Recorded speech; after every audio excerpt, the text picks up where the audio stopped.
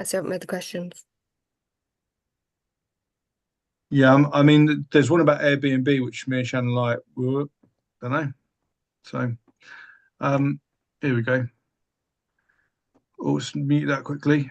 Cool. Right. Hey, welcome everyone. I'm just doing the usual back office stuff. I'm slightly more prepared than normal. Um, so just bear with me briefly. If this is your first time, please ask questions as if they're about someone else, or just perfectly would be like what if questions. You'll see it in the questions I read out in a minute.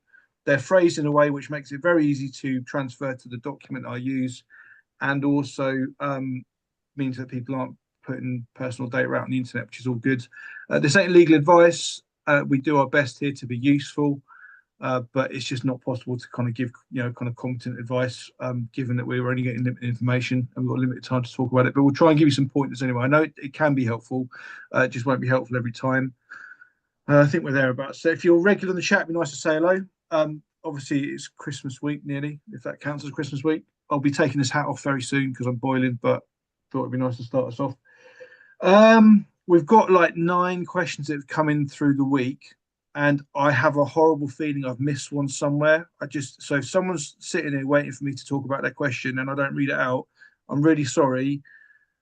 It's just my incompetency, basically. Basically, when you get notifications from YouTube, they sprawl over lots of different pages, and I'm trying to go back through to make sure I've not missed any. But I have a feeling I have, and also I feel like a question came in another way as well, which again I don't know where it's gone. But so yeah, I'll try my best to if try and pick them up. Other than that, I think I've said all the usual. There won't be a live stream on this channel next week 'cause it's Boxing Day, although I will do one at some point in Christmas week because there'll be questions coming in, but it'll just be like ad hoc. I don't even know when it'll be yet. I'll just do it real quick and kind of get the kind of questions out of the way just so people have an answer. But it'll just be me, I expect. But yeah, cool. So let's get any gossip from you guys first of all. Any kind of news? I know Shannon, you were raving about some stats earlier. Not raving. Okay, I was exaggerating. Yeah, I wasn't raving. I thought you But might be interested. you were interested. Yeah, there were basically just some stats released about how many, like all the local authorities and how much of their discretionary housing payment allocation from the government they've spent. And like over 60% of local authorities spent under 40% of their budget. And you can see exactly like where the money's gone to, how many councils are giving out DHPs. I think only I think it was like Luton was like 20% or something ridiculous, and like I think Birmingham or Manchester was like 100%. I just thought I don't really like statistics like you do, but do you know in your head where you're like looking at an Excel spreadsheet and you're like, this has got to be useful somehow. Um, Yeah. so that was basically what I was looking at, and I guess people could work out like, oh, well, actually, my local authority does have money in the DHP pot. And again, it's interesting because the line from the government that's on this spreadsheet says about how local authorities can use it quite broadly. So you could do DHPs for moving costs, which potentially you could take that for like white goods or furniture. And I know some local authorities are like really strict and will only do it for like rent deposits or whatever. So it would just be interesting in my head, like we could get an analysis of every local authority and their rules on DHPs and how they're actually being used, I guess. Can you link to the publication? Because I've not. I mean, yeah. I mean, because Yeah, I'll I'm get up it for it. up. Because I think what we'll do in Bedford, if nothing else, is asking the next housing committee, why do you guys use only 40% of your DHP budget? Because that's free money, pretty much from the central government, as far as we can tell. We might be wrong, so we'll ask it Yeah, in a gentle way. But they're sort of saying, "Oh, we've got no money." Well, you have. You've got free money. yeah. And then there was obviously the big announcement as well about the £1 billion into homelessness, which is technically new funding. I mean, I don't know if they've stopped RSI or anything else, but they've called it new funding. And that again, you can just see how much each local authority is getting next year. So, like again, for Bedford, which obviously I'm interested in, but they like 953,000 or something. And Um, is it targeted at rough sleeping, or is it targeted just general homelessness, or so only it's so boring that I know this.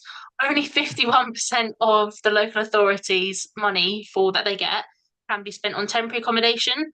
The rest of it has to be spent on other homelessness services, ideally like prevention. So it could be housing option staff, it could be supported accommodation, it could be housing first, it could be outreach services, but it's way more flexible. Yeah, only 51% can be spent on TA, and the rest has to be spent elsewhere. So yeah, cool. That's it. Yeah, I mean, if you could put the link in the live stream, that'd be cool. Just because I'm interested in the stats. But yeah, anything like that, yeah, good. I guess. I mean, for those, I don't know how many people watching the live stream kind of get involved in the local politics of it all, but it's well worth doing because you can get some massive improvements very easily, based on this kind of data. So yeah, as I kind of said, we'll take this question to the next to the next housing committee, which isn't from a few months. But anyway, cool. If there's no other gossip at this point, I'll get into the questions. So, and again, yeah, forgive me if I'm like misunderstanding some of this. So, I mean, the sound questions. What I would say is, if you're putting questions into the comment section of the video channel, and you've got more than one thing to say, try and keep it in the same thread. Like, so if you write something and then say, "Oh shit, I've remember something else now," just put it as a reply to your original comment, because otherwise, it just kind of shuffles it around and stuff. I kind of lose track of stuff. Anyway, so well, hang on a minute. Let's actually get this up and running. So, question one for tonight is, what if you're, and this is a good example of a what if question, by the way. So, what if you're under homelessness relief duty due to being at risk of domestic abuse and their ex knows where they live and have been put on the housing register with priority critical need, but the 56 days ends in 2 weeks? Confused as it's not quite a good what if question actually, but anyway, we'll go with it. Confused, I've been told I can stay in my home due to my family's need, but then being told that end of 56 days I might need to go into temporary accommodation. Is this right? So it's not right. There's a bit we can talk about and there's a bit that we can't, because it'll depend on the council's policy. But basically, if the council acknowledge that you're at risk of domestic abuse, as in it's more likely than not that the risk will continue, which is quite a low threshold when you think of it, that means you are homeless. And actually, if they've accepted the relief duty, that also means that they've accepted you are homeless because of the domestic abuse, even though you're still living there. And immediately what that means is potentially this council has failed to discharge the interim accommodation duty. Now, they might have, and the person's not said it, but as soon as they have reason to believe that you might be homeless through the domestic abuse, as in there might be a continued risk of domestic abuse, then they should be offering temporary accommodation, assuming you've got recourse to public funds, which I assume here we're talking about someone who does. They should have already offered that person interim accommodation. Now, that person might say, I'm okay living here at risk. That's a difficult decision to make, but it's you can make that decision legally. Say, do you know what? I am at risk here, but do you know what? I'd rather be here at risk than in temporary accommodation. Now, a lot of councils would then say, well, you don't think you're at risk then, do you? But that's their nonsense. Don't worry about that. So, yeah, so they should have already offered interim accommodation, and you should not have to wait until the relief period ends to get that offer of interim accommodation. However, this is when it starts getting complicated. So the bit I've just said is all about Part 7 of the Housing Act, which is the easy bit because it's always the same in England. The confusing bit here, or the bit that will be different in different areas, is that it sounds as though this particular councillor, I don't know which council it is, gives people a particular high banding on the housing register. Now, I'm going to give an example. I think there's like one in Surrey, maybe like I dealt with one in Woking or somewhere around there. It might not be Woking, it might be like Runnymede or something like that.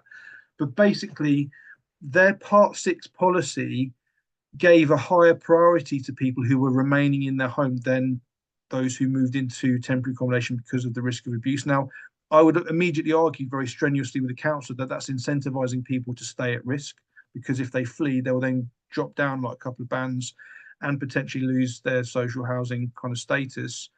But what might be happening here is that the council has incorrectly missed that they should have already offered interim accommodation, and to put them into like band A or whatever, band gold or something. And by doing so, have just confused the situation and also have failed to follow the law. So that, yeah, I mean, I guess what I'd say is I'm not surprised that this person's confused. but effectively, this person should legally be dealt with as a homeless person because there is a risk of domestic abuse, as far as we can tell. In fact, the relief duties kicked in, so that's definitely the case. And therefore, they should be dealt with under the council's housing register policy in terms of being a homeless applicant, which will be owed the main housing duty. So just to kind of make the point as well, someone who is homeless because of domestic abuse, as in someone who's in their home or has fled their home and remaining in the home would lead to a risk of continued domestic abuse, would mean that they're homeless. They're therefore automatically in priority need. It's guaranteed. If the council accept you homeless, then they also accept you in priority need at that point. They can't be intentionally homeless. It's impossible. And local connection is unlikely to kick in, really. Yeah, so anyone who is in this situation will be owed the main housing duty once the relief duty ends. So the relief duty is this 56-day period. So this person will be owed the main housing duty at the end of the 56 days. They will then get a banding on the housing register, which might be band 1 or 2 or A or B or whatever. It will just depend on the council. But they should have already been offered interim accommodation. So this is actually quite serious gatekeeping potentially on this paragraph, based on the information in this paragraph. And this person has been potentially been left at risk. Now, as I say, if the council offered interim accommodation and the person declined it, then okay, fair enough. The council hasn't broken the law there.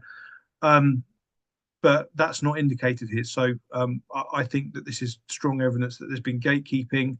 The council's not doing what they should be doing properly, and therefore this person should be offered temporary accommodation immediately and also probably get a bit of compensation for the failure.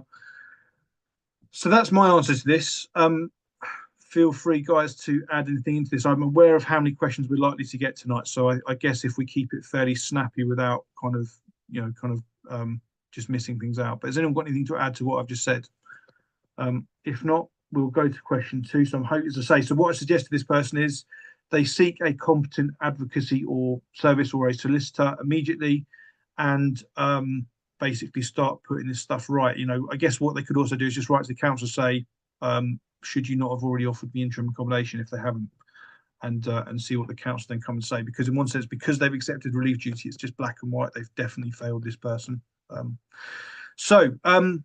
That is question 1. Question 2 is, what if a family have lived in a rented property for 9 years, landlord selling, family joint housing register, council asks for usual paperwork from landlord, all okay apart from deposit scheme was not started at beginning of tenancy, landlord put deposit in a scheme at point of council asking for proof of deposit scheme, deposit in scheme 9 years after tenancy, does this invalidate the section 21? Now, Will and Karis will know more than me and Shannon do because this is their bread and butter, but I think my understanding is that it would not invalidate the section 21 necessarily, but I would have a question about whether that person would be able to claim compensation for the the landlord's failure to put the money in the scheme. So, Will or Karis, have you got a better answer than mine?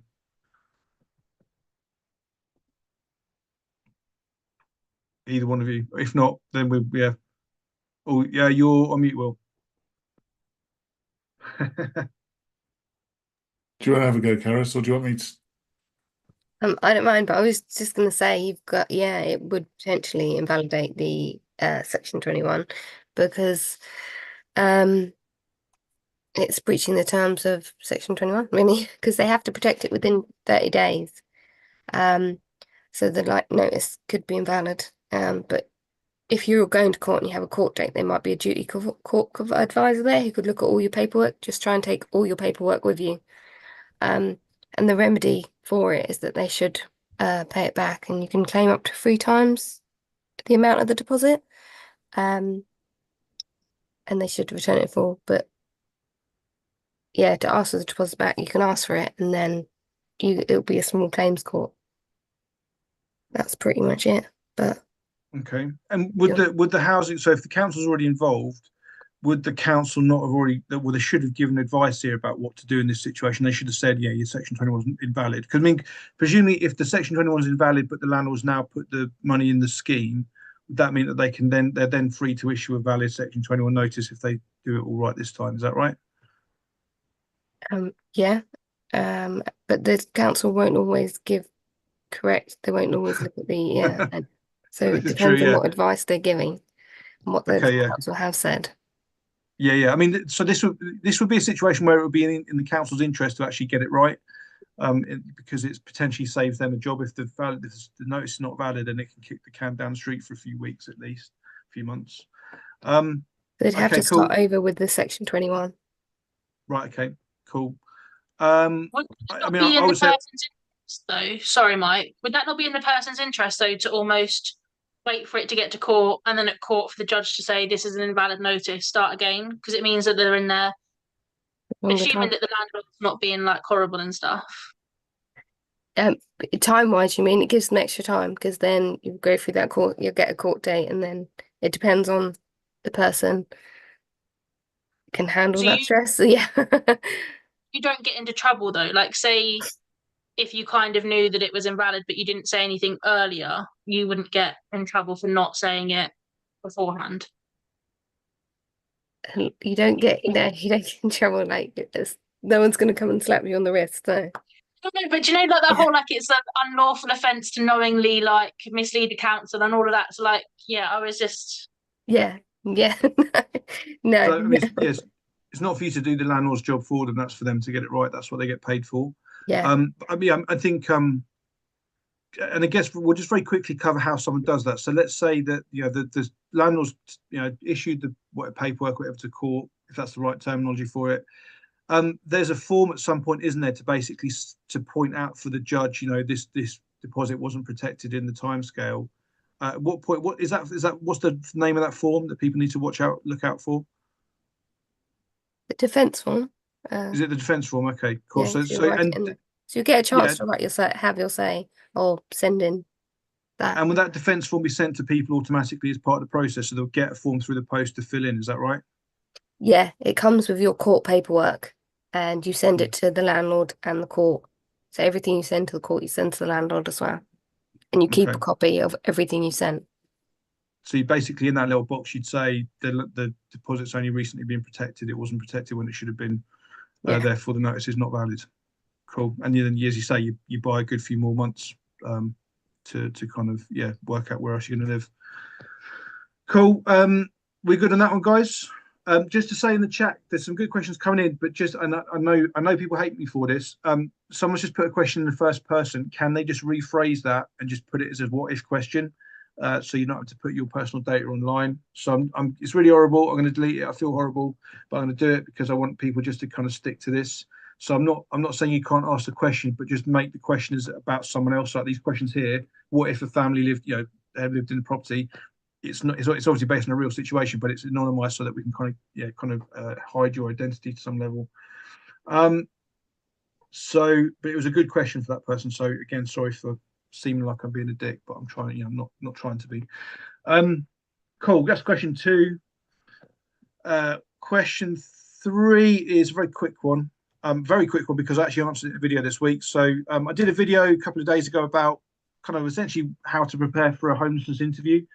And I talked about recording it. Now, all I can say is what I would do in a situation. If I was in a homelessness interview, if I'd made a homeless application, I would covertly record it, as in I would not tell the officer that I was recording it. That is legal to do. You can do that. And if you ever need kind of evidence of what was and wasn't said down the line, you can then produce the recording. What you can't do is go and stick that recording on Facebook or something. You have to keep it private because it's a private conversation. But because you're party to it, you are legally allowed to ask to make a covert recording. If you ask for their permission and they say no, what are you going to do? You either have to do it anyway, or you're going to not do it at all. So I would say it's easier to beg forgiveness than ask permission. So don't ask them, just do it. That's what I would do. So yeah, again, it's a legal process. You shouldn't have to, but basically, from my own experience, I know that there are quite a few housing officers out there who are just straightforwardly dishonest. So you want to kind of protect yourself really and have a record of what's been said. And plus, also, there's a lot of information covered, so it might be helpful to return to it just to kind of know what else has been said.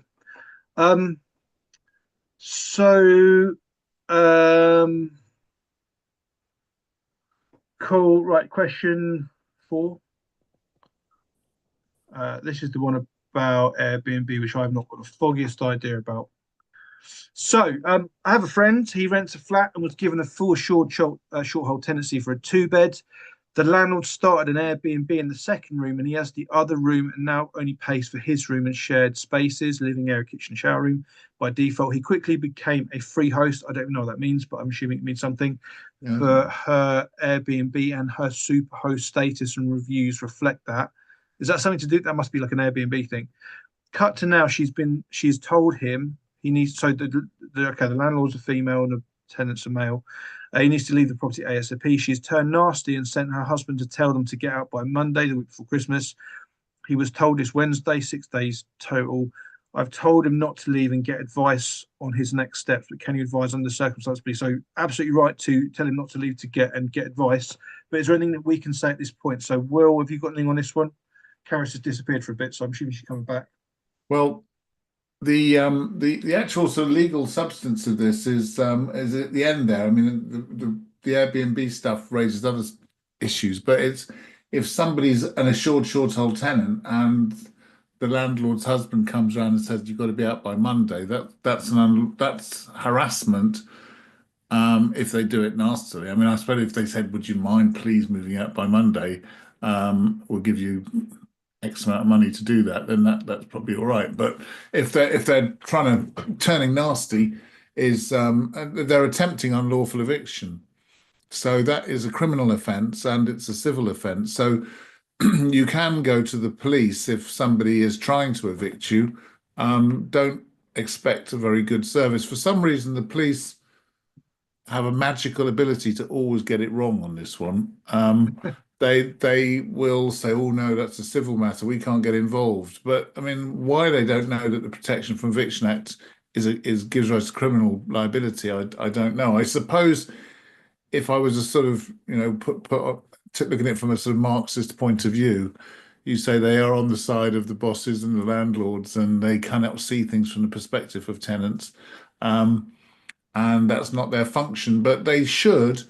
And in the old days, there used to be people at councils. They would call things like tenancy relations officers, and there is actually. I think there may be people there, but there used to be that you'd go to them and they would then start prosecute. The council would prosecute people for this. So it is illegal. So I mean, the simple thing is say no, I'm not going. And if somebody came round to try and change the locks, then you should call the police. And if you can get a lawyer to help you, you could get a court order to get them to let you back in. Or to stop them harassing you. And you can get quite a lot of compensation.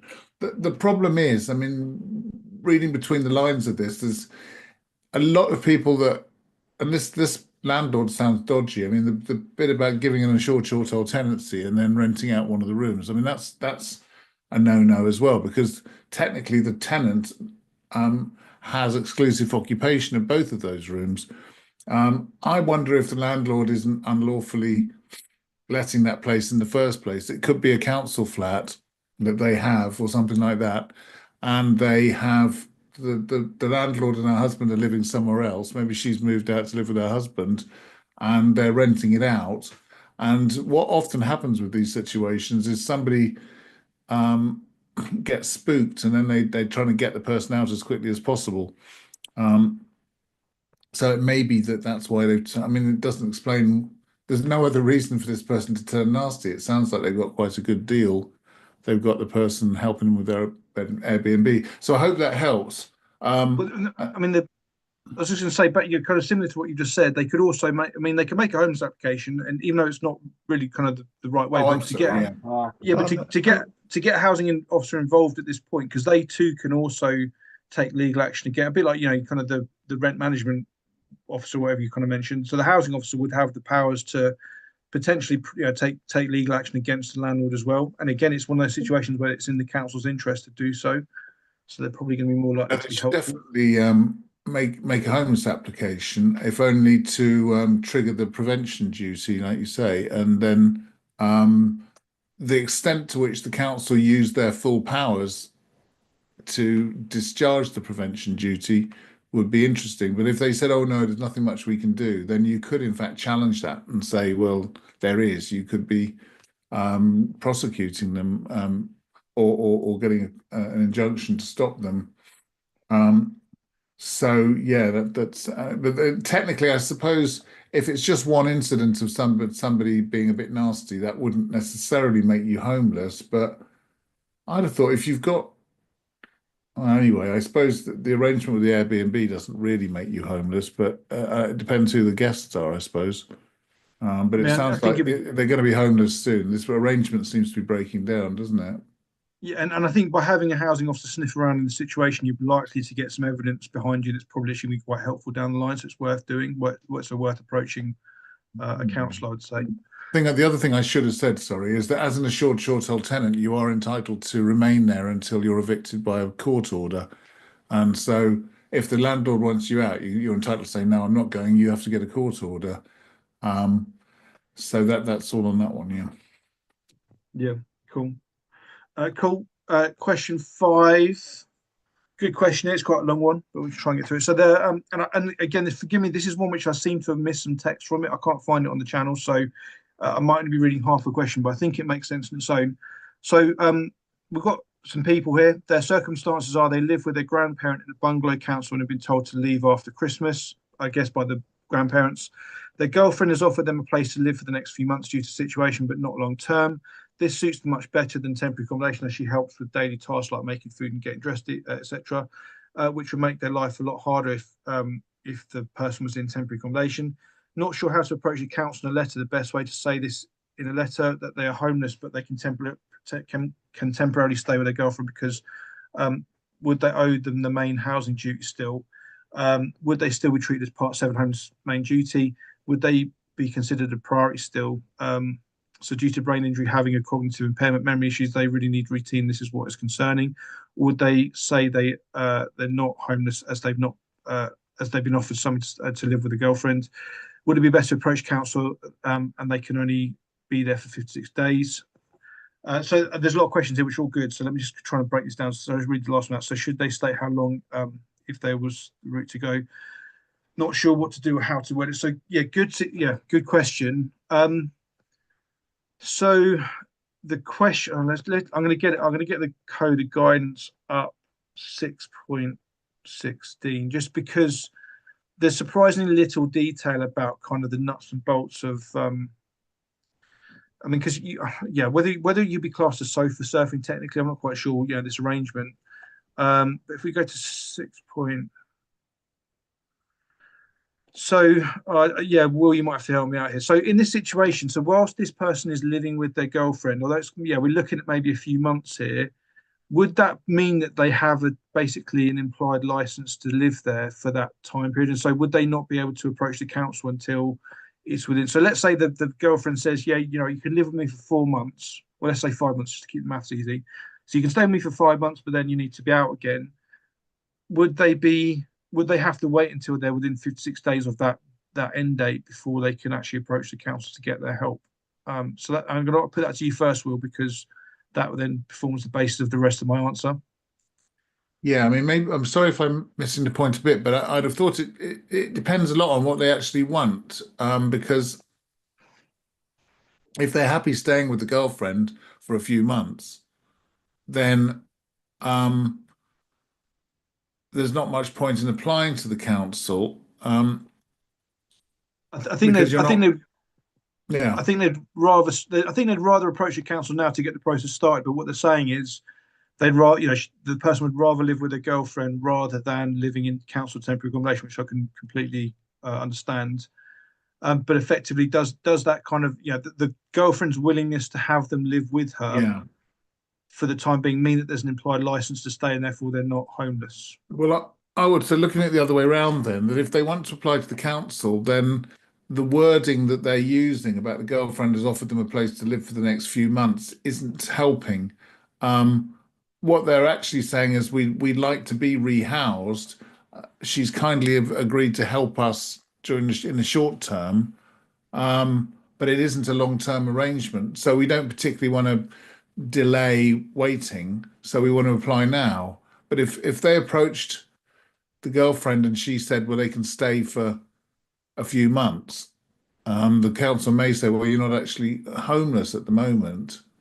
I mean, it may be possible to challenge that and say, well, we are, because it's not our home and we want. But I think it would be better to say to the council, we'd like to be housed now.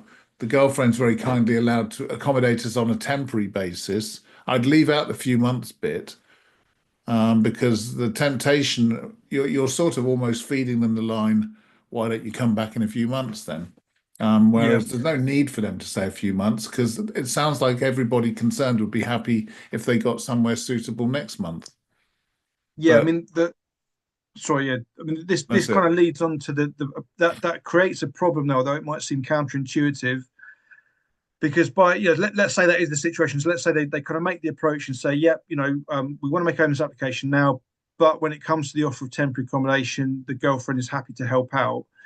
Whilst that might seem like it's helping the council out, and it definitely is, with a lot of councils, that basically means that the kind of the priority or the kind of the urgency to actually do anything is completely kind of snuffed out, because the council's not paying for TA, therefore you're almost invisible in some councils because they're so inundated. And so I would say you want to have that kind of conversation with the housing officer very carefully and just say, look, the girlfriend is willing to put us up for a very short period. However, we want assurance that we will be treated with the same urgency that we would otherwise be treated with. If we kind of separate these questions out, and they are all good questions. So in this situation, they would still be treated as a Part 7 homeless application. We'll come back to main duty in a minute. That can happen like that. And therefore the priority need would still kind of kick in the same way it would be if you're in TA, if you've basically crossed that first threshold of showing that you're actually homeless or threatened with homelessness.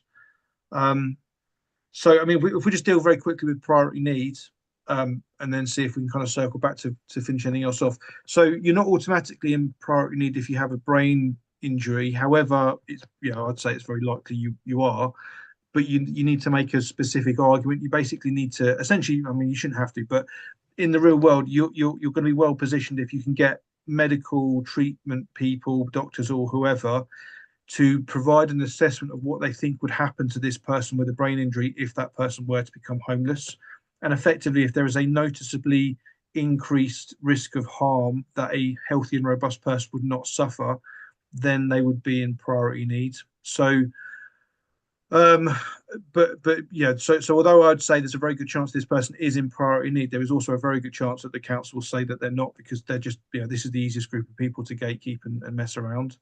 So and the fact that there's kind of help here with daily tasks such as making food and getting dressed, I'd also potentially suggest, if there's not already social service involvement, I would suggest approaching social services, adult social services, for an assessment under Section 9 of the Care Act. You can just literally email the council and say, can I be assessed under Section 9, please? And they would have to go and carry out the assessment. But I mean, it might be that the social worker is already involved because of the brain injury potentially, but that would also provide some helpful information for the priority need, although again, it wouldn't be automatic. You'd still need to kind of have that kind of information to say what's going to happen to this person if they're homeless. So I'm just going to go, just try, I think let's just try and cross these questions off. So the council probably would say they're not homeless if you approach the council with this wording. They'd probably say, the girlfriend's happy with you being there for a good few months, come back when the girlfriend wants you out. So you therefore want to have a conversation and kind of work out, okay, what is the girlfriend's real position? Does she really want you sticking around if all it's going to do is delay everything else? So you can kind of figure that out. Would it be best to approach the council and they can only be there for 56 days? So the 56-day thing is a bit of a misnomer in this situation. The temporary accommodation is not limited to 56 days. It gets very complicated, but there's not like, you get housed for 56 days and then you're out again. It just doesn't quite work like that. If you're homeless, eligible and in priority needs, the council will have to house you for a good period of time, potentially longer anyway. And then, sorry, I'm just dotting around here because we mentioned the main housing duty. So the main homelessness duty, the main homelessness duty is owed to anyone who is homeless, eligible, in priority needs, not intentionally homeless, and local connections taken care of in some way. So again, if you're approaching the council and you can show that you're actually homeless already, then the main housing duty may well apply. There would be questions around intentionality and stuff that this information doesn't cover, because again, the living with the grandparents would probably be unlikely to be considered settled accommodation. You probably need to go back to your previous address to actually ask the question, how did you lose that one? But I think if we haven't answered that question comprehensively, I feel like we've given some pointers there, and in view of how many questions we've got coming in, I would, yeah, prefer to kind of just move on from this. But I'm hoping that what we've said there is there's some help in there. What I'd say is, because you're making an argument that you're in priority need, or this person's in priority need through vulnerability, you really want to be looking for a lawyer to help you out and kind of start this process off. Or, Will said last week, actually, you're better off waiting until the council's done something wrong before you get a solicitor involved. So what I'd say is, go and find a competent advocacy service and kind of get their support now, because you're better off just kind of having your argument for being in priority needs sort of in process already. Any final points on that one, guys? I just jump back in and very quickly. Yeah. I know we've got a lot to get through, but I was just going back to basics on this, and I went back to the legal definition of homelessness. And of course, they are homeless, even if girlfriend says they can stay there for a while, because they have no legal right to occupy the accommodation. So they can go to the council now and say, we're homeless. We can stay temporarily with girlfriend, but she's made it clear she wants us to treat that as a temporary arrangement. And we don't have a legal right to stay here. And we're only her guests. And if they said, no, you're not homeless, you could challenge that and and also you could then get your case moving. And if you're going to have an argument about priority need, you might as well have it while you've got some temporary accommodation that is really nice, rather than waiting and then getting put somewhere unpleasant and then having the argument. So I'd say go now, tell them tell them the truth. If she says you can stay there for a few months, say that, but say that this is only temporary. It's a few months at the longest. She's not saying, I'll be very upset if you don't stay. I insist you stay for months. So then, and then don't let them tell you you're not homeless, because you have no legal right to occupy.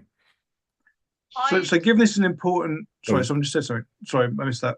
I can't see my screen. Go on, Shannon. Yeah, sorry. It's all good. I was just sorry, because I know you wanted to move on as well, but I was just also, in my mind, this is becoming complicated, not complicated, but I think a housing officer as well, because it's a girlfriend. If it was a friend, we'd instantly be like automatic, like sofa surfing, homeless, like, do you know what I mean? Whereas I think because it's a girlfriend, I can see a housing officer very easily trying to coerce that situation of like, well, you're in a relationship, it's normal to cohabit, that's a societal norm, so pushing you down that way. And then if they were to make the application later down the line, you would potentially not be homeless, because like we've discussed on previous sort of live streams, even if you've broken up, if there's no domestic abuse, you're still sort of required to live together. And then there's potentially the intentionality and everything else. So if it was me, it's not going to affect your homelessness application because you're not putting your girlfriend on there. So I would just say friend, and then lose the partner and girlfriend part, because it's not relevant to your housing. And I feel like it conflates some of the reasons of like pushing them, oh yeah, you can live together for X amount of time because you're in a relationship. But I don't know if that was just me being nickety. No, I think it makes sense. I mean, this is an important point, because I did a video a little while ago about sofa surfing, and it's interesting how vague even like the Jan Luber textbook is on this. But so going back to Will, what you said there, so 6.10 the Code of Guidance under section 1751, a person is homeless if they have no accommodation available for occupation in the UK or somewhere else, which they have a legal right to occupy by virtue of. Now, in this situation, would there not be an express or implied license to occupy the accommodation if the girlfriend has said, yep, they can stay here for 5 months? Would that not be an implied license or an express license potentially? Which as I say, I think which is what housing officer would come back with and say, you're not homeless because the girlfriend has said they're happy with you being there for at least 56 days. Do you see what I mean? Yeah, I mean, I mean, you could interpret it that way, yeah. But I think you could have an argument, and if the girlfriend said, "Well, I've only said you can stay here temporarily while you sort out your homelessness application," I think that it would be difficult to imply a license in there, without sort of doing mental gymnastics. Yeah. Okay. I mean, yeah. I mean, as I say, I'm hoping that what we've covered there is going to mean the person's slightly further forward or slightly clearer than they were already. Hopefully, we haven't just made it confusing. But yeah. Cool. So last anonymized question that came in through the week. So we'll do the unanonymized ones at the end. So number 6, if someone refuses move to new temporary accommodation and doesn't reply after 21 days given for a review, so handed a new notice to quit, what are their options? Do they just apply again, or can they apply to another council? Thank you. So we'll deal with this quite quickly. Basically, I mean, this isn't helpful for the person asking the question, but you don't want to get yourself into this situation. So if you get offered rubbish accommodation, the textbook advice is always going to be accept it, then challenge it later. However, the person's now in this situation, so what they can do is they can either apply to their own council or they can apply to a different council. And effectively what that means is you can then open up the question of, was that actually a suitable offer anyway? And I guess I just want to be pedantic here as well. So if someone not refuses to move to new temporary accommodation, so by temporary accommodation, I'm going to interpret that to mean that it's accommodation the council's offering after a main duty has been accepted. If it's still interim accommodation, if it's still emergency accommodation, then the same homeless application would continue, and you'd have to wait it out until they actually reach the final decision after the relief period had ended.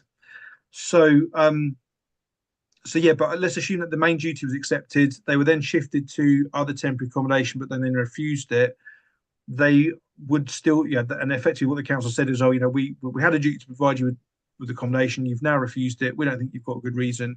Therefore, ending the duty to you. You can make a fresh application the same day, and the worst that would happen is you'd be found intentionally homeless, but that would take several months to get that point. And as I say, in that process, you can argue with the council and say, no, it wasn't suitable. It wasn't, it wasn't reasonable for me to move there. Provide your evidence, of course, and potentially you would end up with the main duty being reinstated effectively. But as I say, it's not a situation you want to try. You obviously want to avoid that situation if you can. But yeah, you are still at liberty to make a fresh application to the same council or to any other council, notwithstanding the whole local connection mechanism. So yeah, I think that's answered the question. Again, unless anyone wants to come in on that one. So we'll go to the live chat. And just to reiterate, guys, for those who have deleted their questions, it's not because it's a bad question, it's just it's been written in the first person. So please, just if you reword those questions as a what if question that doesn't involve saying I am here or I'm doing this, then I will be able to re-ask it. My YouTube's now been weird. It won't let me copy and paste stuff. Hold on. Come on. There's a good question here when I can actually get my computer to play ball. Cool. So number 7, can a main duty be offered before the 56 days are over in the relief period if someone's health is being affected? Really good question. Let me get the code of guidance up because there's a little bit of wiggle room in what they say. I'm trying to think where it would be. Oh man. Mate, let's try the chapter on relief period. So basically what it says is councils are advised against issuing a decision accepting the main housing duty in the relief stage, which is stupid because you might have someone who's obviously going to be owed the main duty, and all the delay does is it just stresses them out. But this is one of the many stupid things that the Homelessness Reduction Act brought in. But let's see if I can find it. I can't remember the actual wording of it. Maybe I'm going to search for the term advised against. That might be in there. Here we go. Yeah, so 13.10. Housing authorities are advised against issuing a Section 184 notification accepting the Section 193 main housing duty during the relief stage. The Section 193 duty cannot commence until the relief duty has come to an end, and issuing notification during the relief stage might detract from activities to relieve their homelessness. Now, I would potentially argue that in a situation where the uncertainty is doing someone's head in, it's really affecting someone's mental health, the council would be at liberty to issue a decision. And yes, it's a little, maybe it's not kind of how the guidance says, but their councils are perfectly happy breaking the law in a number of other ways most of the time. So in a situation where you're actually helping someone out, you think, well, they could do it. Or even though the actual 193 duty wouldn't start until the end of the relief stage, at least that Section 184 notification accepting the main duty or indicating that the main duty would be accepted would probably put that person's mind at ease. Does that make sense? Yeah, cool. So good question. I'm hoping that's sort of dealt with it. But again, anyone else just want to just chime in if you've got anything else to say about it? If not, I will continue. You're right, Tiff. You don't have to apologise for being late. It's all good. How you at, Cheeseface? Nice to have you here. Cool. So, number 8. What happens when someone has requested a review, has not heard anything within the specified timescale? They have contacted the solicitor who has written to the council. What happens next? Good question. So when you request a review under section 202, which is a fancy term for it, the council has 56 days or 8 weeks to make the review decision. However, it's not unusual for councils to go over that limit. So this person's done the right thing, contacted the solicitor who's written to the council. Probably, I would assume, to the legal team, the legal department of the council, unless they might have written to the housing officer, I don't know.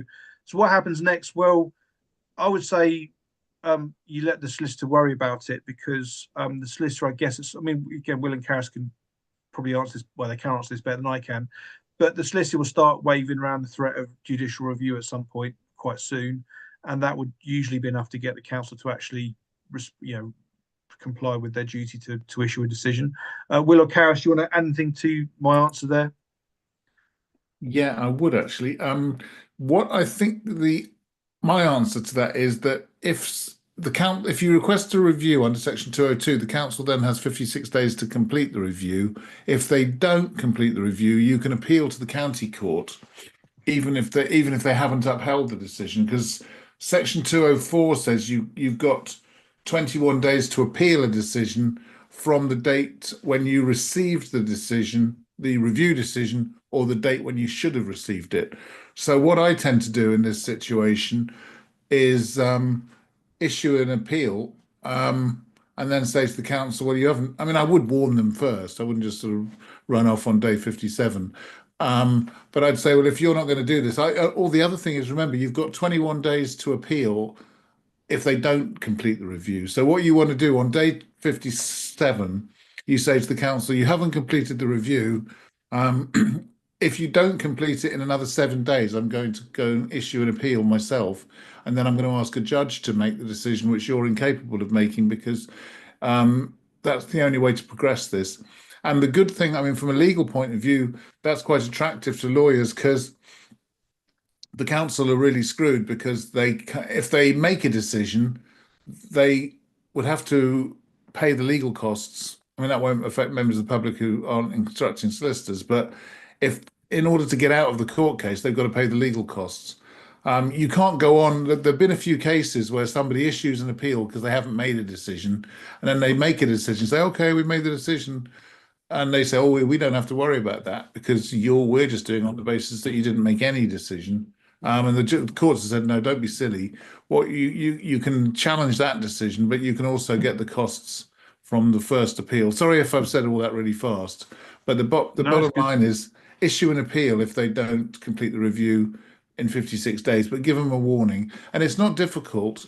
Well, it is difficult, but you just got to get a form which you can download off the internet, an appellant's notice, and just fill it in. And you don't have to sort of plead it like a really legal document. You just say, I disagree. I've asked the council to review the decision that I'm not in priority need. I think I'm in priority need because for instance, I had a brain injury which caused problems, and that's it. And then the judge will give directions. And ideally, you want to get a lawyer before it comes to a full hearing. But if the council has still not made a decision, it's not as if anyone's going to be arguing against you.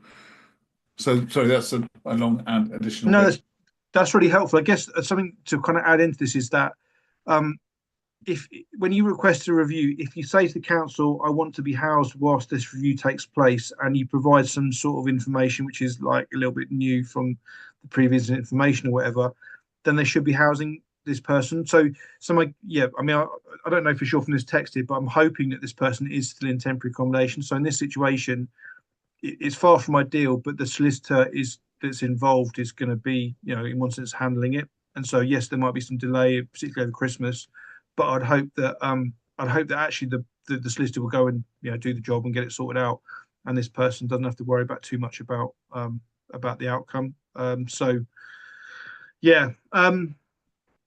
Cool. Next question. Number 9, there's a guy I know with autism and severe mental health. Due to apply for help, he's very anxious about face-to-face assessment and would prefer over the phone.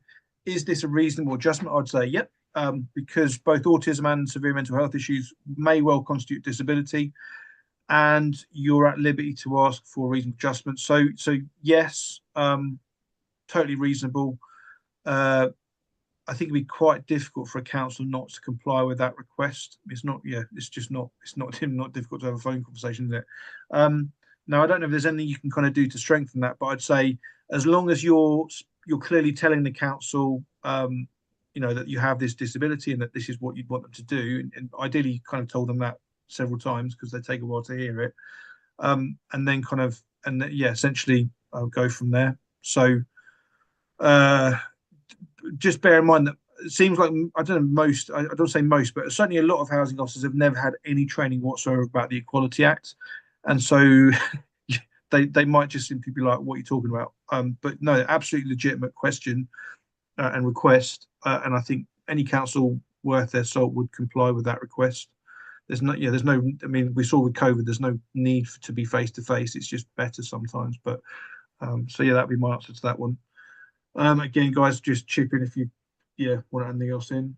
So there's a question here. I mean, the short answer is no, I didn't. So, do you see the news yesterday regarding veterans becoming priority for housing, not having to show local connection if your ex-forces and military covenant going to become law? So I didn't see this.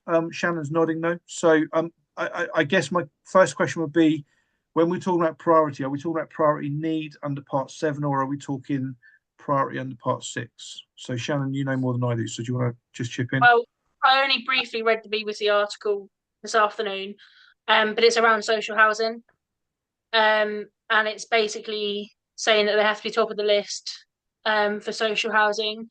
It's also going to be linked in with domestic abuse as well, but and currently it's like they're going to get rid of the time frame of how long you need to have been in an area for ex-forces, and they're also going to put extra pressure on local authorities to recognise when a veteran has made an application to bump them to the top, even if it's not necessarily relevant to their housing. But yeah, in terms of it like affecting Part 7, I don't see how, it's not like priority need from my understanding anyway. It's not changing any of that. And again, it's a weird one, isn't it? Because if you've made a homeless application, you should get priority for social housing anyway.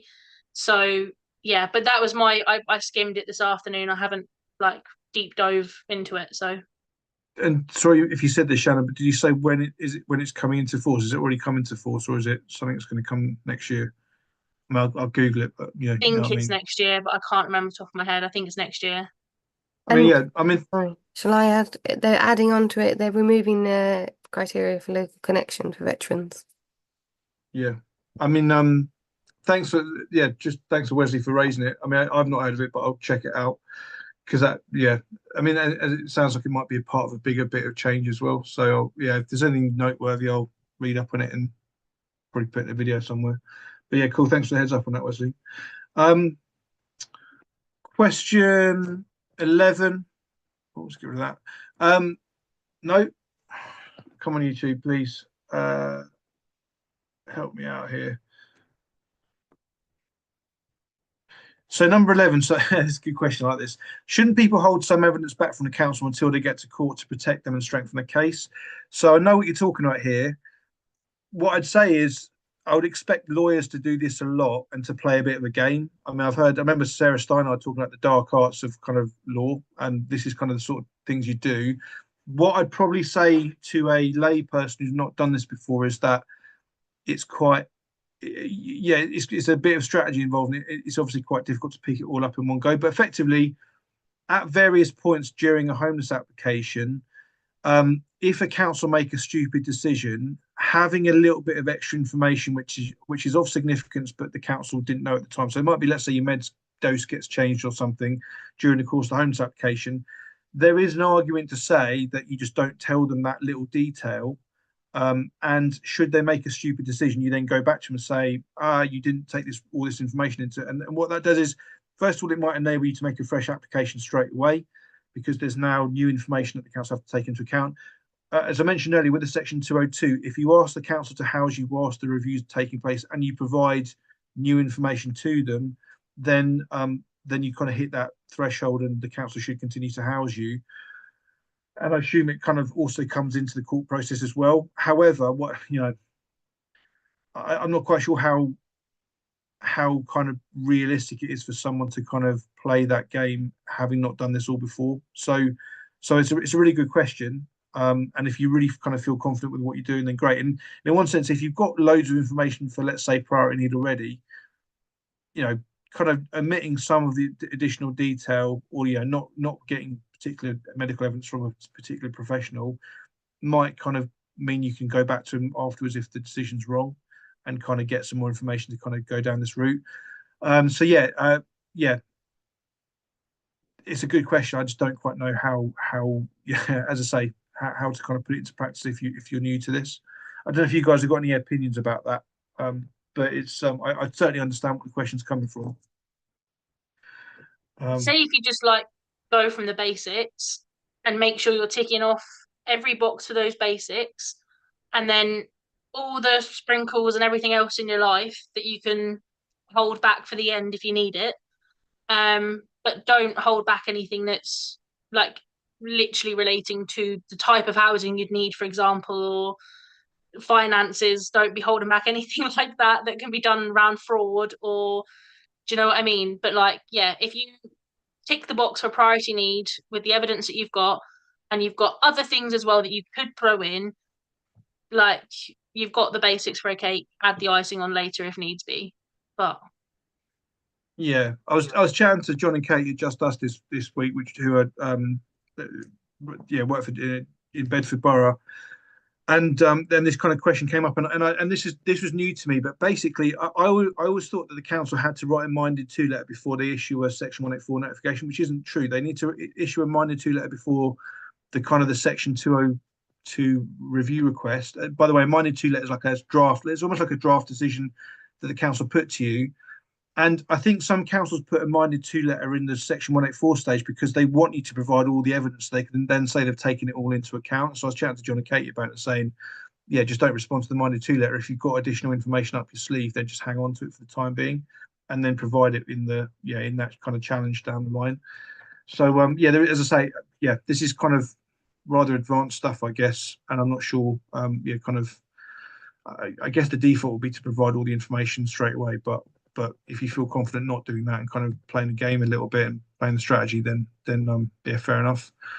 Well, it's also up to the councils to get the evidence and stuff as well, like the duties on the council to do the investigation. So if it's also actually a case of like it's going to stress you out trying to get, some people are involved with like 5 different professionals or consultants or departments or whatever, then the duty is on them. Be as helpful as possible, but if they haven't done their sort of due diligence, that's on them. Yeah. Cool. Question 12. Can you request to change a housing officer? So I mean, you can always ask them. However, so it seems to me that some councils would immediately sort of say, "Oh, great, they're not getting on with the housing officer, so we're specifically not going to change the housing officer just to make it harder for them." Now, there are a couple of situations where you can kind of enforce it to some level. So, Chapter 21 of the Code of Guidance, and by the way, for those who are new here, Code of Guidance is basically the council's rule book. You can Google it; it's PDF. It's all free. And so, 21.32 of the Code of Guidance says that applicants should be given the option of being interviewed by an officer of the same sex if they so wish. So if you're in a situation where domestic abuse is involved, and let's say I was victim of domestic abuse and I went into the council and said, I was dealt with by a female officer and they were horrible, I might say, well, do you know what? Can I just be dealt with by a male officer, please? And they can't say no. Obviously, that's quite a niche sort of situation to be in. and any reasonable officer would kind of would probably comply with it. But the point is, if you want a new housing officer, it's probably because they're not reasonable. So it's, that's probably why you're actually wanting to change. So I don't know anything else where you can kind of do anything else to kind of make that happen other than just asking nicely and just hope that they're being decent. But I'm not quite sure what the chance of that is. So yeah, but yeah, thanks for another good question there. Oh, what's going on here? I just lost my place. Right. So It'd almost be interesting to see it as a reasonable adjustment.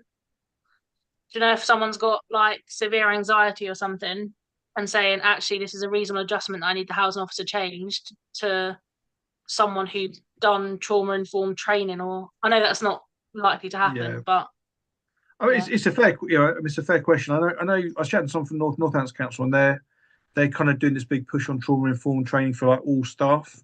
So it's not unheard of that council staff will get that sort of training.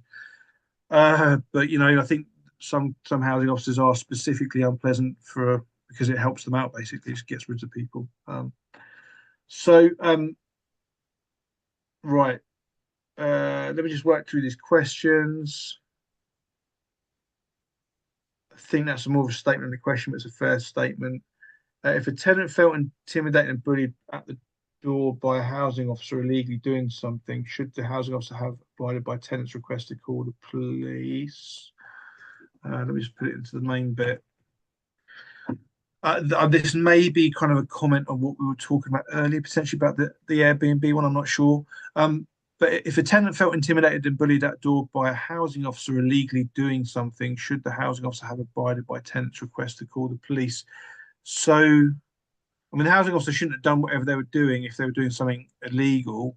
I don't think that you can.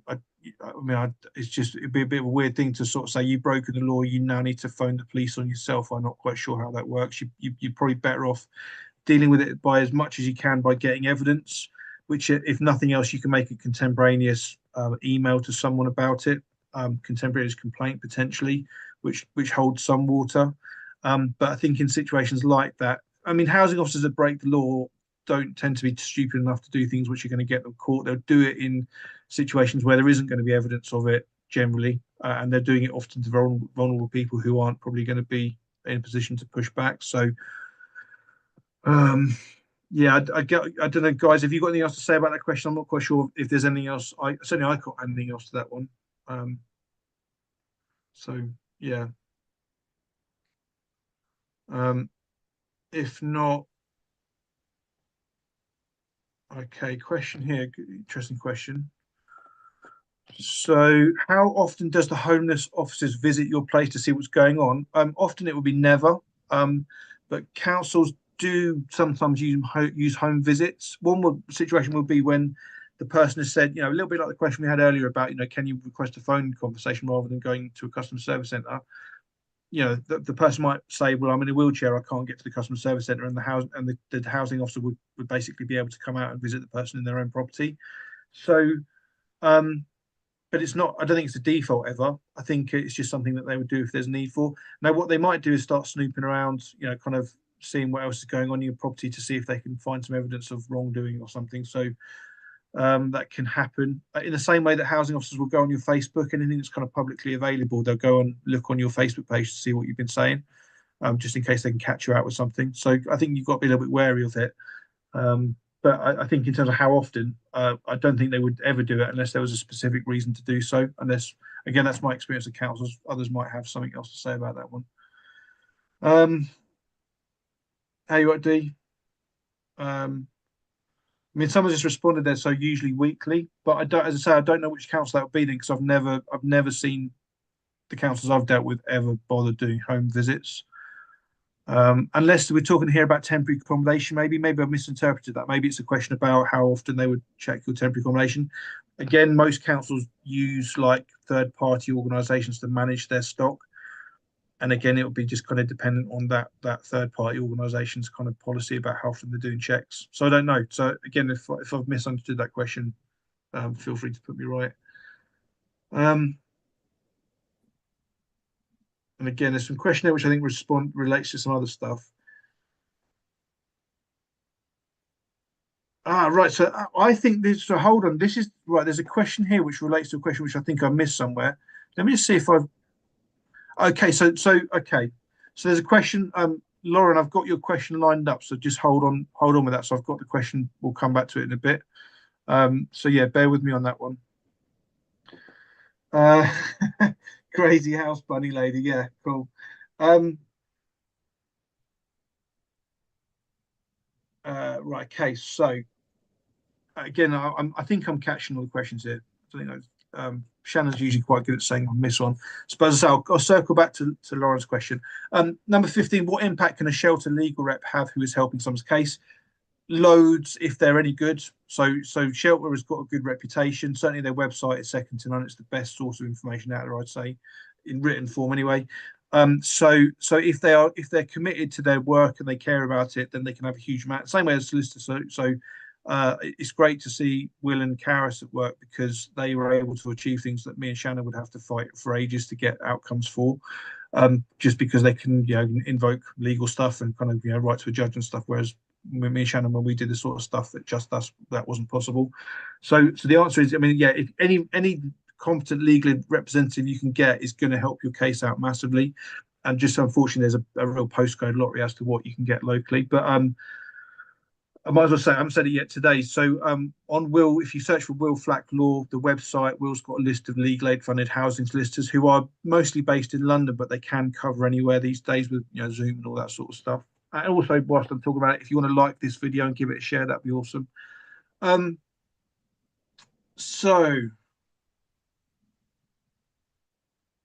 Yeah, so someone just asked a question there about a blanket ban. So Bedford, so it was actually Stonewater Housing Association. Let me just put it in there just so you can see what I'm talking about.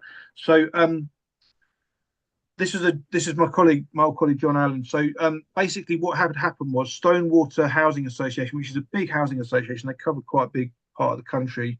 They had a policy which basically said, if you have rent arrears, we won't accept you. And John was working with a victim of domestic abuse who'd been subject to financial abuse and therefore had rent arrears.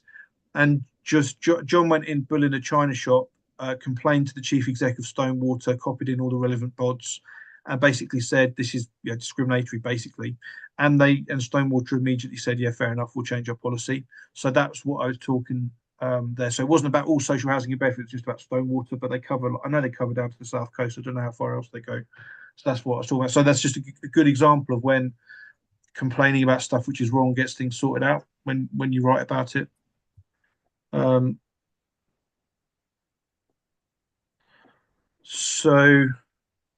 I've just seen the time, guys. So if you guys need to head off, I know you guys have had long days and stuff, so feel free to. Number 17, my friend from London is asking about homeless family with his a new baby, basically. Do they have a right to get a 2-bedroom apartment? My understanding is no, but I'm actually not quite sure where that's set out at law. I know a lot of places won't see the baby as a person until they're 1 year old. Guys, have you got any more than I have on that one? So I think there's more parts to this question. Okay, sorry, let me see what else I can get. I think he's done 1 out of 2, 2 out of 2, and then 2 out of 2 final. Okay.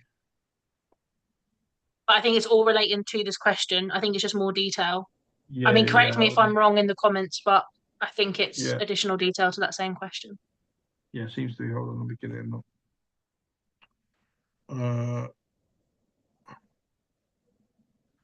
Cool. So let's just read all of it. So so new baby, Hackney. They placed them in another borough in a small one-bedroom apartment, and they barely fit.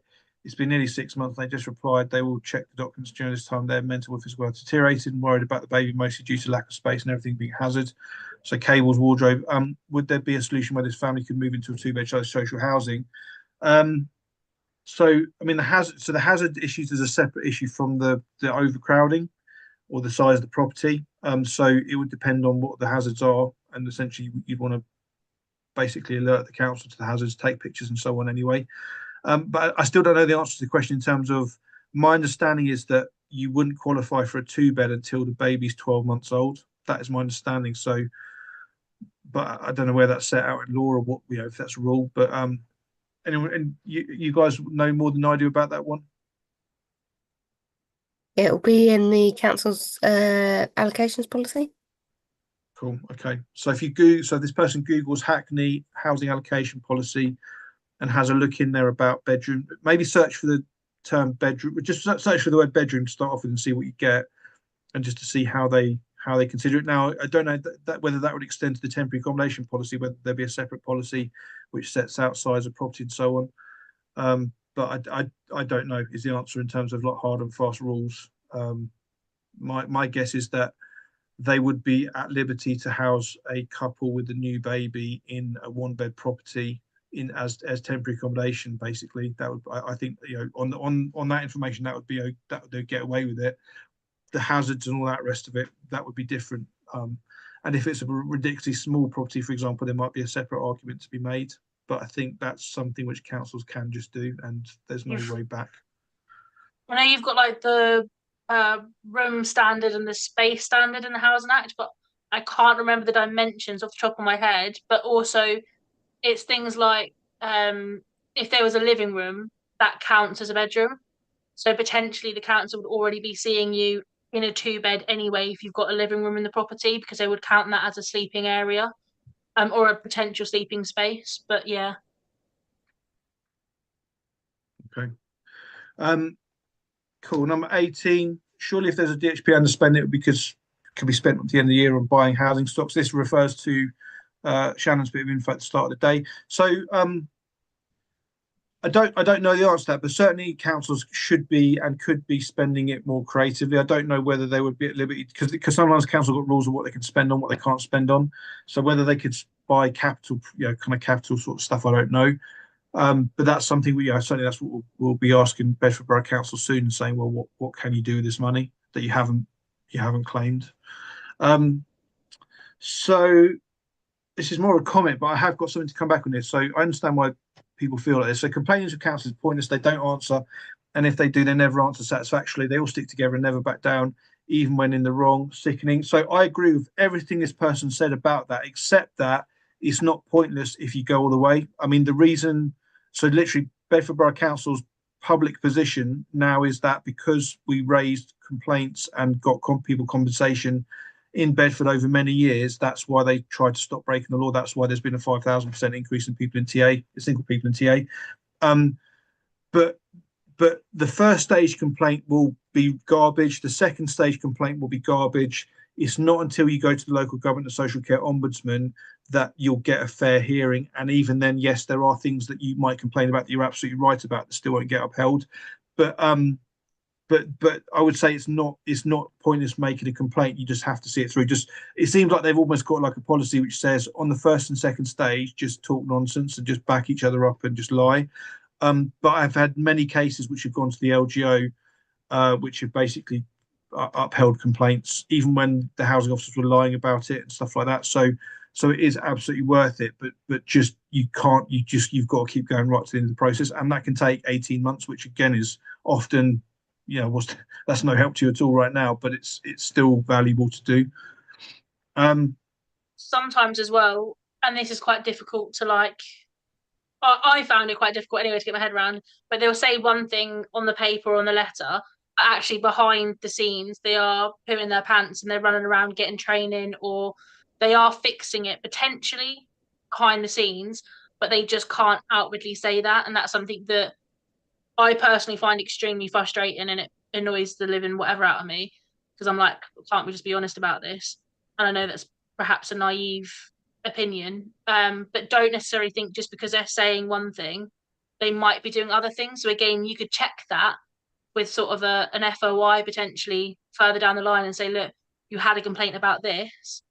What did you do X, Y, and Z if you've like suggested a remedy in your complaint? Yeah. So guys, I've just kind of closed the new questions in the live stream. So if you've got a question in there, we'll answer it, but I can't take any more questions because we're going to run out of time. There's some good conversation here going on. So I don't think there's questions here just in terms of like temporary accommodation being checked. and just Tiff making a point that's just for the kind of question about baby. So getting a health visit or something, if you know the health visit can certainly give an opinion, which has some weight. My guess is most housing officers will still ignore it, but if there's, as I say, there's specific kind of risks to the baby's well-being, then there would potentially be some, there'll be value in doing that. I've lost all hope in London councils ever even coming close to follow the law without a solicitor banging their door. But other areas of the country, I think, is probably more fruitful.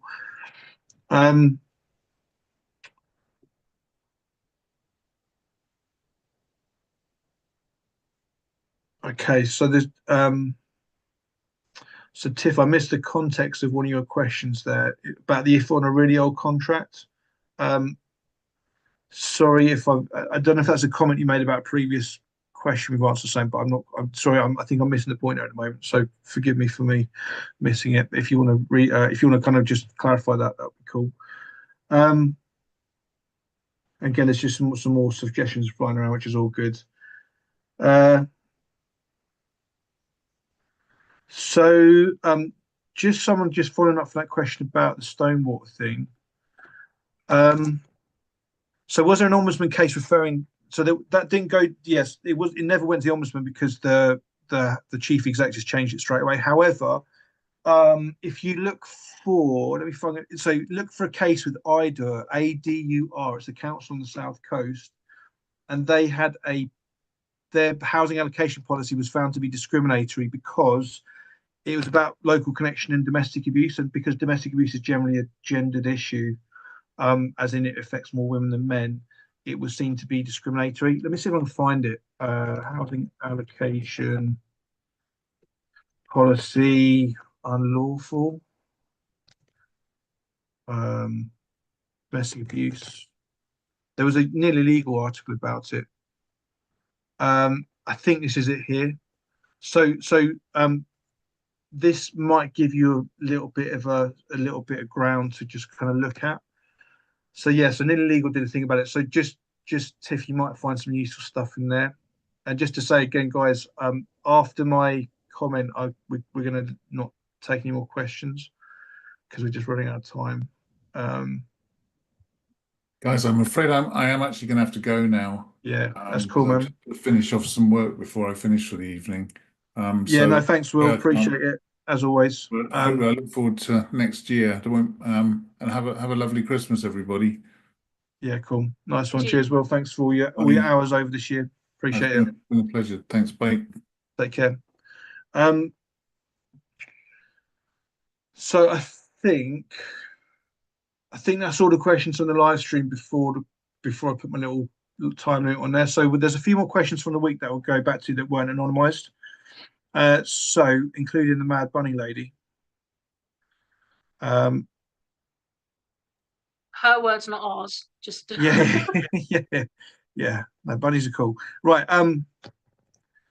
So, and again, I think Shannon and I rely on you here, Karis, because there's some bits in there I've got the foggiest about. So what happens if I'm the lowest band from trying to bid? In fact, I can help a little bit out. So what happens if I'm in the lowest band from trying to bid years ago, however, I'm now in temporary accommodation and should be highest band due to emergency prohibition order? Now, that's the bit I don't understand, but we'll come back to that.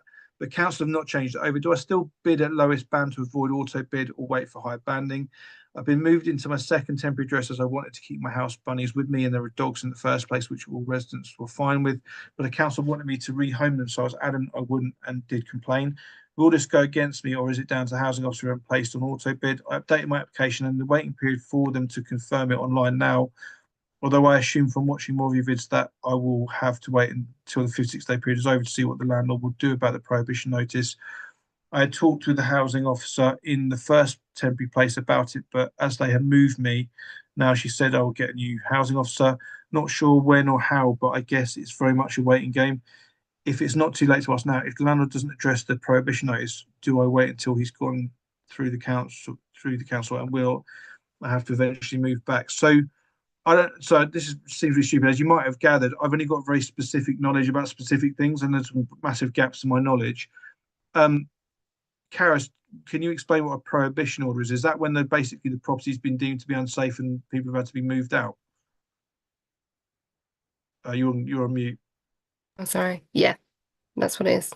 Cool. Okay. So this so I guess in that sense that what's happened, I'm inferring some stuff here. So what I guess has happened here is that there's some environmental health issues in the property, and therefore the person's homeless, and presumably there's reasons to believe they might be in priority need, which is why they're now in temporary accommodation. But I guess at some stage the landlord's going to carry out these works and maybe get it all fixed. So so if we just go to that last bit there, if the landlord doesn't address the prohibition, like, do I wait until it's gone through the council? Will I have to eventually move back? So I guess we don't, I mean, we might not be able to answer that bit of it because it will just depend on whether the landlord does actually carry out the works or not. But I guess if they don't carry out the works, then the council's duty will, if you owe the main housing duty, then that will progress as normal. So it might be, let's say that, for example, the landlord says, well, there's just no way to fix it with my budget, or it's going to take me years or something. At some point, the council is going to say, yeah, okay, fair enough, you're homeless, we'll get you onto the housing register. If we go back to the beginning of the question, I would say probably one of the things you definitely can do is chase the council to get you in the correct banding, because although it might only be for this period whilst the prohibition order is in place, that might give you a long enough period of being at a high band to actually win a bid. Again, it just depends on the average waiting time and so on. So there's that. I think what you can definitely do is chase the council to get the right banding and then bid like hell and hope you get something. If the landlord carries out the works, then my guess is you're basically, at some point the council will end their duty because they say you're no longer homeless, your accommodation is now fit for human habitation again or whatever. The question in the middle about pets is a difficult one, because there is an argument to make and say, well, the pets are my property and the council has a duty to protect property if I can't protect them myself. It's probably a little bit easier with dogs. I'm not quite sure with bunnies how this might work in practice. But yeah, I mean, the answer in straightforward is the housing officer might in effect use it against you and say, well, we're not going to offer you housing with they can take your rabbits. If you were to take your rabbits into your temporary accommodation and the landlord finds out, then they could potentially say you breached your license and therefore we're going to end the duty. So, I mean, I think if you have got somewhere to take them temporarily, then that's probably going to be the answer we give. I mean, obviously, a lot of people keep pets without the landlord knowing, but that's going to be down to you whether you take that risk or not. That's not for us to say. So, I don't feel like I've been terribly helpful there, but I don't know. Is there anything else we can add into this one, guys? I mean, in one sense, I think you've obviously got this additional problem where you've got housing officer being changed. I mean, a good housing officer will tell you the answer to all these questions, but obviously that's not taking place. So I think potentially kind of pursue a conversation with the new housing officer and just ask these questions to them in writing, in an email, to get a written response, and just see if that leads to anything useful as well. But yeah, I don't know what else we can say about this one without maybe knowing a few more details about whether how likely the landlord's going to actually do the works or not.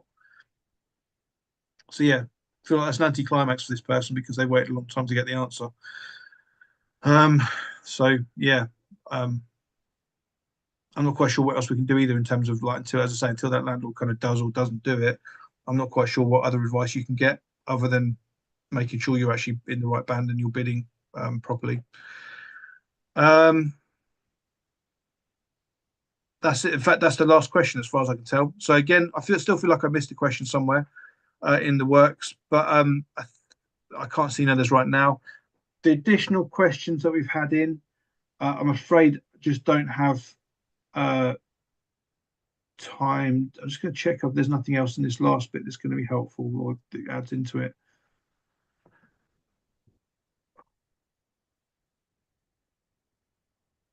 Yeah.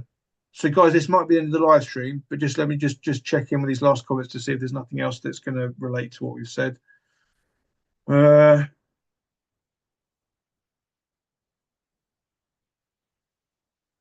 Okay, so I think this is just some more information. So the housing officer has been in who. Okay, I would mean who to be housing options officer, but that might mean something here.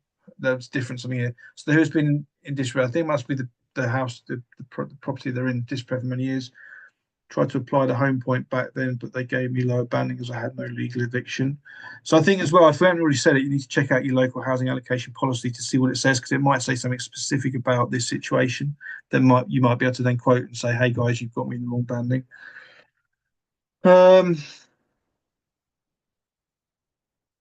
Yeah. If there's anything I missed tonight, guys, just put it straight into a comment on the video, on the YouTube video channel, the kind of the normal videos, and I'll respond to you in some way. I don't know how I'm going to do it, but I feel like I've dropped a howler somewhere along the lines here. So, but other than that, guys, as I say, we're not going to be here next week on the Thursday. I will do a live stream at some point in that Christmas week when I get around to it to answer any outstanding questions. I just hope to everyone out there, you get a little bit of respite from all the stress that you've got. I think for some people, you're still going to be in limbo, so I'm sure it's going to have a big effect on your Christmases, but I'm hoping you do still get a bit of time with your friends and family and so on over the Christmas period, and you get a bit of respite from it, really. So, yeah, thanks for all your kind of interest and questions this year, guys. We'll hopefully kind of pick up in the new year properly in a sort of formal way. But yeah, and Shannon and Karis, thanks so much for your time over the last 12 months. It's been great.